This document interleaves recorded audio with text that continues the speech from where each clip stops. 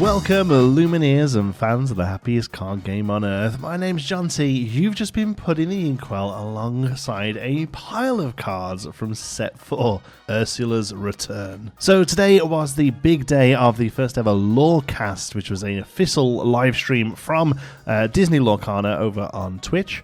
If you did miss it, it is not currently available as a VOD, but my good buddy Brandon over at Beastgate24 did live react to it alongside myself and a host of other content creators, and you can go and watch that. But over the next couple of videos, we'll be breaking down all of the key points from the event. It was a fantastic event that was run incredibly well, and I look forward to more of them in the future. Amongst the reveals were the announcement, of course, of Set 4, loads of organised play news as well, including details on regional and pricing, and a look at some of the new products coming, including a cooperative or even single player version of the game. We'll be talking about all of those in future videos, but first of all, we're going to do the bread and butter, the new cards. We got to look at 17, I think, new cards as part of Set 4, and we're going to go over them as we always do, one by one. These are in set order, although some of them might be a little squiffy at the end. We'll have a look at that when we get there. But first of all, a one-costed inkable 1/3 for 1 lore in Amber, Daisy Duck, Lovely Lady, Dreamborn Ally, uncommon card with art by Stefano Zanchi. So, not much to say about this one. Continues to flesh out the cycle of the one-costed 1/3s. This is the first one we're seeing in Amber, but obviously we do have these in most other colours. I think we're just waiting for a Sapphire one of these now. And actually, I don't hate this stat line in Amber, especially if it continues to get the healing support that it's been seeing. You're actually probably quite able to get 2 damage on this, so as that some of the early healers can come out and start doing some work. I think the only thing that really lets this down is it doesn't have the princess classification. That would have really sort of just tipped it over into a very, very playable card. But as it stands, you know, it's a one-costed 1/3. It is what it is. Next up, one of the starter decks, actually, an Amethyst Amber starter deck. Looks like it's absolutely packed with the Madrigals from Encanto. And this is numerically the first one, a 3-costed inkable 2/4 for 2 lore, Felix Madrigal, fun-loving family man, Storyborn Ally Madrigal, uncommon card with art by Hedvig Hagman Sund. So as far as stats concerned, this is a perfectly acceptably costed vanilla, but obviously the interesting thing there is that Madrigal is not only in Felix's name, it's also in his classification, and Madrigal Typal deck seems to be what the starter deck is trying to do. In a moment we'll see a card that actually cares about that, but as it stands, ignoring Madrigal, this is just, again, a perfectly acceptable statted vanilla. Next up, a 3-costed inkable 1/4 with 1 lore, Julieta Madrigal, excellent cook, Storyborn Mentor Madrigal with signature recipe. When you play this character, you may remove up to 2 damage from chosen character. If you remove damage this way, you may draw a card.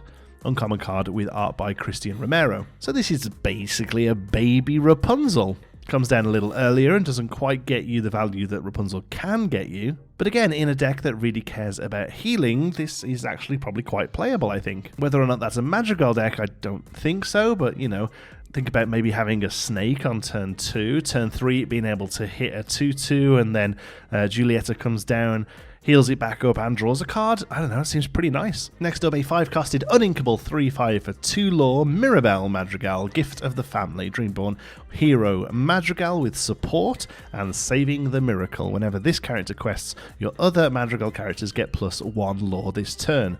Aubrey Archer knocking it out of the park with this art here on this super rare, and this is one of the cover art for the starter deck, so you will be getting one of these in foil in the starter. And outside this being an uninkable card, it obviously reads pretty well. Clearly wants to just play all of the Madrigal family characters in a deck, and in doing so acts as a lucky for them. Lucky started to see a little bit of play here and there from a competitive point of view, but honestly I think this is really going to be aimed at more of a sort of casual fun deck for people who just really love Encanto, and in that build it's actually a pretty solid character, to be honest with you. A little bit of a nombo itself in the fact that it's questing with both support and an ability that then increases the quest ability of other Madrigals, but I suppose it does give you some options depending on what your opponent's board is doing. Another 5-cost uninkable 4/5 5 for 1 lore, Bruno Madrigal out of the shadows. We're into Amethyst now with this Storyborn ally Madrigal, and it was your vision.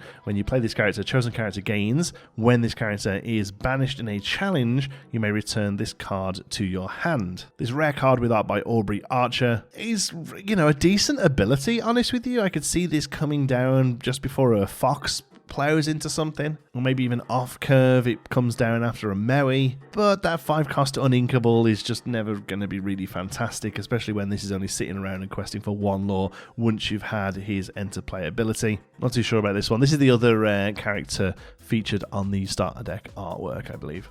Next up, a 4-costed Inkable 3/3 for 2 lore, Dolores Madrigal, Easy Listener, Storyborn ally Madrigal, with Magical Informant. When you play this character, if an opponent has an exerted character in play, you may draw a card. Common card with art by Otto Paredes. And this is a great little common, personally. 3/3 for 2 for 4 is a pretty solid stat line, and chances are you're going to have your opponent have something exerted by turn 4, and you just be able to replace yourself. Obviously, anything that relies on what your opponent's board look like as opposed to what your boards look like isn't quite as strong, but I actually think for a common this is very playable. I think this is very draftable. I think you play this in sealed all day long. Yep, don't mind this at all. And also, this comes down on 4 and hangs around. If you do get Mirabelle down, this is questing for 3. It's pretty spicy. Next up, 4-costed Uninkable 4/3 for 1 lore, Luisa Madrigal, Magically Strong 1, Storyborn ally Madrigal with Rush, common card with art by Juan Diego Leon. And when Fox exists, I don't know why you would play this unless you're going to really want to lean into the Rush stuff with Peter Pan's Shadow. This is not an amazing card. Cool art. Wonder what she's looking at there. Wonder what she's lifted that rock up to say. This rock, no problem. Go get that prophecy, Hermana. Obviously lore-wise is quite an interesting one, but playability, I don't really think this one's all that. Next up then, a 7-costed Inkable 4/7 for 3 lore, Ursula Sea Witch Queen, Floodborn Villain Queen, Sorcerer, all the classifications there. Shift 5, now I am the ruler. Whenever this character quests, exert chosen character, and you'll listen to me. Other characters can't exert to sing songs. Legendary card here with art by Lady Shalarin. This is, sorry about the quality, is a little poor on this one. This is grabbed from the website on a tiny little picture about the app, so it's not great quality, but incredible art. I mean, Ursula art just slaps, seemingly. Just all the Ursula art looks great. Shift 5, happily going to be coming down on top of Ursula Deceiver, I think. You're really leaning in to the no singy emerald amethyst deck, I think, with that. And I actually think this is quite playable. It's just a good statted body, honestly, just a good card all round. That first ability, now I'm the ruler, obviously that requires something else on your board that's going to really help that something's exerted, because it's not like Elsa where the thing stays exerted on the opponent's turn. It's just readying up again. So really the only reason you're exerting it is to be able to smash into it. So this requires something else to be around. And the other characters can't exert to sing songs. I mean, incredibly thematic and, arguably a good ability. It doesn't say that they can't play songs, just that they don't get the value out of playing them for free with an exertion. Actually, I think this is pretty good, to be honest with you. It's a legendary, it wants to be. I don't think it's quite as impactful as the legendary Ursula from set 3, but I still think it's a very good card. Also in Amethyst, our first item, a 2-costed Inkable item in Triton's Trident with Symbol of Power. Banish this item. Chosen character gets +1 strength this turn for each card in your hand. Uncommon card with art by Matt Chapman. Great looking art. Very weak card, honestly. And, it is what it is. It's a relatively low-powered item. The reason I'm a little bit disappointed is because the Trident has been this big thing that they've been playing up in the lore. That's like the big thing that Ursula's trying to get. In the video at the beginning, we see that she's holding it. Although the one thing I will say is the one she's holding in the video is a lot more embellished with gems and all different seaweeds and all that sort of stuff. So I do wonder, there was something mentioned in the Lorecast about how it might not be the only one we see, or it's imagine this power in the wrong hands by Ursula. Whether or not we just see another version of the Trident, do we see Ursula's Trident or Triton's Trident owned by Ursula. I can't think of a neat way of calling it. These don't have subtitles, so it just needs to be something like Ursula's Trident, I guess. So do we see just something like that and it's just a different version and better? I'm gonna make a wild prediction here. We might see a Floodborn item, and we see another version of the Trident that's much stronger, but has shift and can come down on top of this to get it out cheaper. I don't know. That's a pure guess. I've got no basis for that at all, other than it would be pretty cool, I think. So who knows? Moving into Ruby then, just one Ruby card was shown, a 4-costed inkable 2/4 for 1 lore Goofy Super Goof, Storyborn hero with Rush and Super Peanut Powers. Whenever this character challenges another character, gain 2 lore. Rare card with art by Justin Runfola. I have wanted the Challenge Matters deck with Shere Khan and Queen of Hearts to work so badly. This is another great piece for that deck. Whether it's the piece that it needed, I don't know. I still think we need to see some more ways to exert characters. But my goodness, I think this is a great card. Comes down, kills a thing, gains 2 lore. If you can ready this, if Shere Khan's out, it's 3 lore. If Queen of Hearts is out, it's 2 lore and a card. If you can ready this, it's another 2 lore. If you can ready this and Shere Khan's out, it's 6 lore.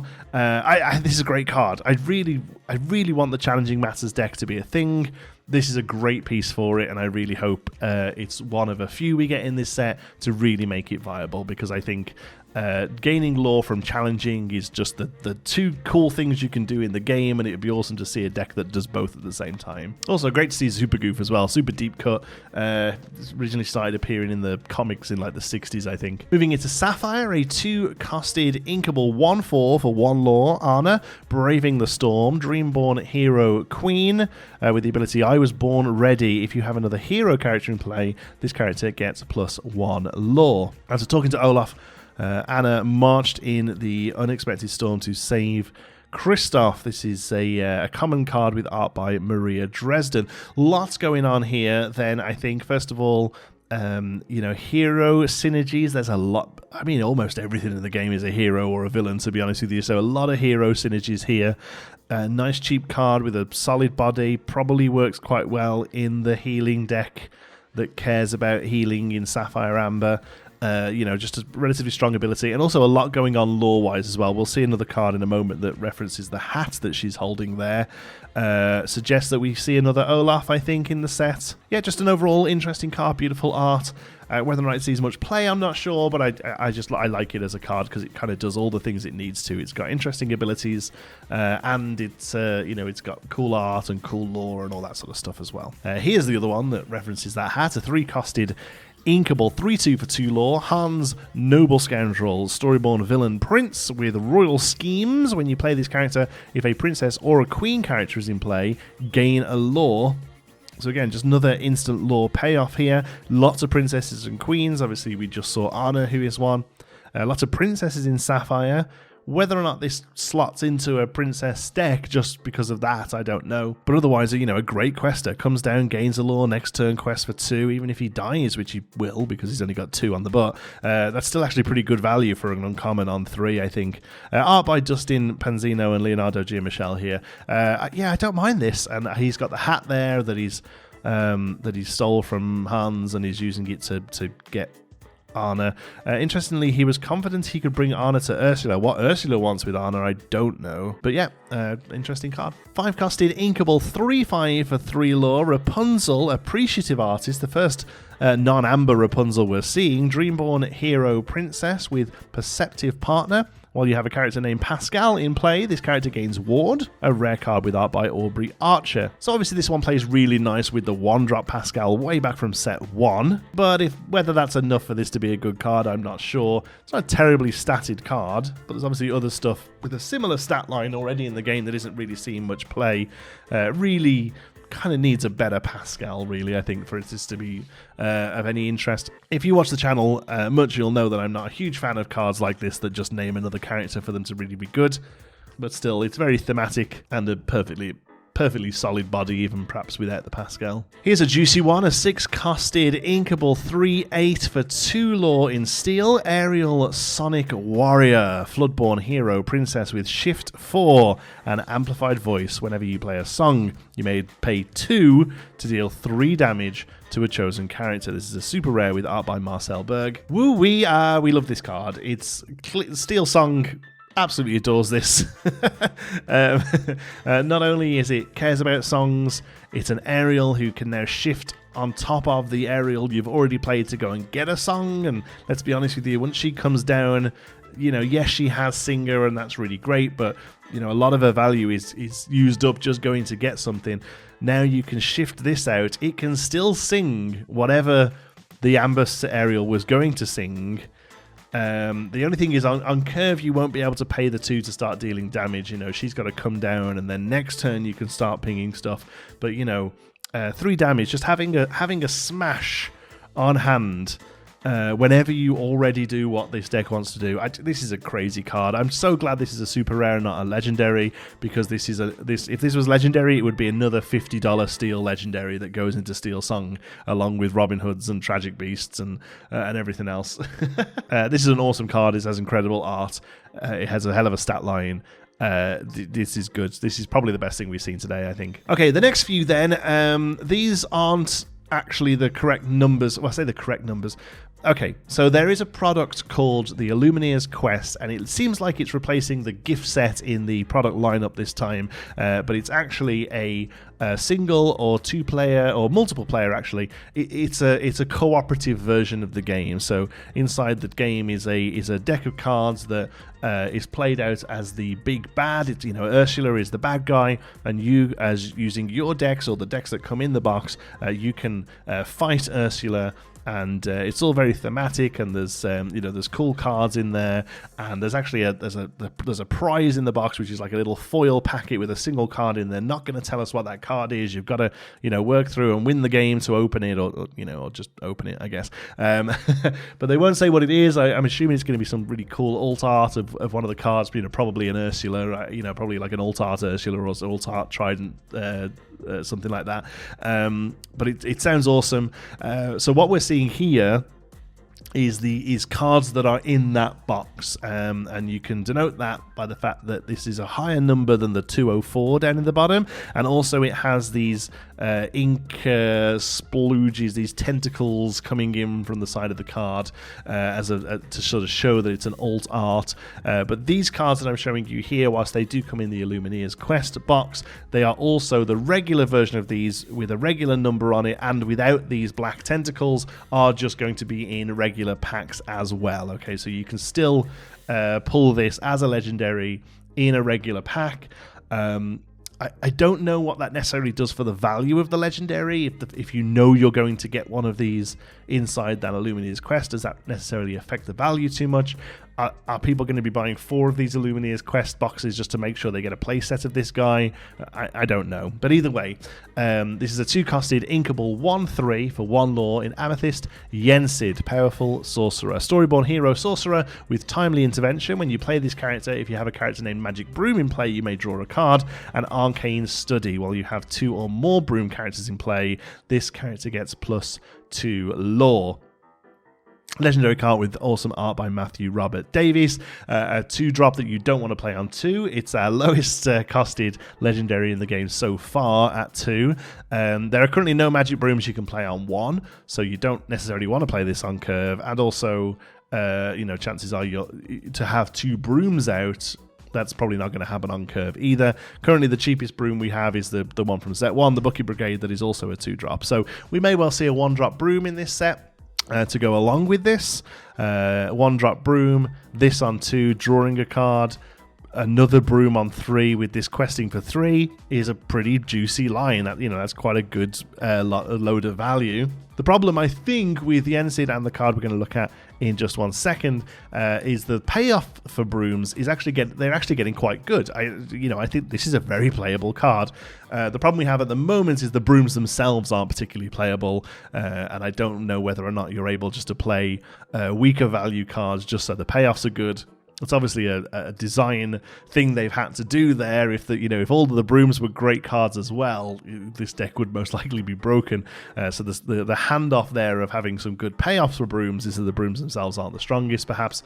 I don't know. We'll look at another broom card in a moment, but first of all, this is another legendary. This is a 6-costed inkable 2/6 for 2 lore in Ruby. Mulan, Elite Archer, Floodborn Hero Princess with Shift 5 and Straight Shooter. When you play this character, if you use Shift to play her, she gains +3 Strength this turn, and Triple Shot. During your turn, whenever this character deals damage to another character in a challenge, deal the same amount of damage to up to 2 other chosen characters. Nicola Saviori with awesome art on this legendary. This thing is, I think, is kind of insane, honestly. The only thing that's really holding this back at the moment is we don't have an amazing shift target for her. There is a 4-drop Mulan uninkable with Rush that obviously doesn't gel perfectly with this. I mean, a shift target with Rush doesn't really work very well.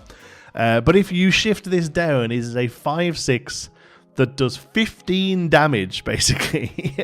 It comes out, hits one thing for 5, and then can do 5 more to 2 other things. That isn't limited by the printed number. You play this, and you have Mary's Hook to give it +3.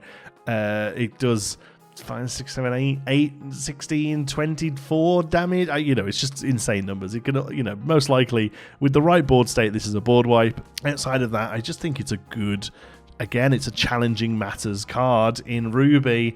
I just want to see what the color that goes with it that supports it is, because still the answer to this deck is just not turning stuff sideways and gaining lore through other means that we're seeing a lot on the cards. Even the cards we've seen today go against all of this. But even still, this is a really great card. I think it might be a little bit of a trap. It might end up not necessarily working out how you want. A 4-drop, a playable 4-drop Mulan would be great, and then this would really start popping off. A 5/6 that pings 2 other things for 5. That's good, right? I think that's good.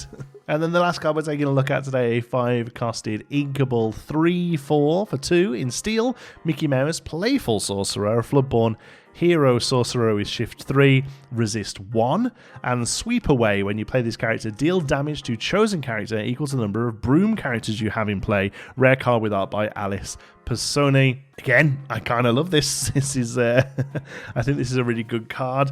Again, it kind of is held up by the fact that the brooms themselves aren't great, but otherwise, this is, even with 2 or 3 brooms out, you're going to get damage onto something, and then this sticks around and is just a real solid body on 3. We don't have a great target for this yet, really. I don't think you wanted to play this on top of Wayward Sorcerer, who's also in the brooms deck. A little 2-drop Mickey stumbling along with a bucket of water or something that, even a vanilla probably I would take if it was in the right colors, because I think this is actually really quite a good card as well. I'm excited for brooms to be a thing. Give me 2 or 3 playable brooms. I don't hate the Rush one. He's just a little overcosted, and I don't hate the Bucket Brigade one either, to be honest with you. I just think we need a little bit more juice off the brooms, and I think this sort of stuff is really good. Incredible art on this one. I say this about anything, but I think this is probably an enchanted shoe-in. The only other one I think is probably an enchanted shoe-in is Ariel. That we saw before, and probably Yensid, just because it's very popular character, and the Mulan as well. I mean, all the legendaries could probably be enchanted, but time will tell, I guess. So that's it for this video. There is going to be 2 more coming out in quick succession. One of them covering the OP news, the regional news, the pricing for that, where they're going to be held, all that sort of stuff. And then there's going to be a 3rd video that just looks at the product lineup, so we'll take a look into, with a bit more detail, the Illumineers Quest product there, as well as the other stuff, including the accessories, the changes to those in this set as well. So keep it here for all of your Lorcana news. If you're not already, don't forget to subscribe. Thank you so much for watching. Until the next one, be good.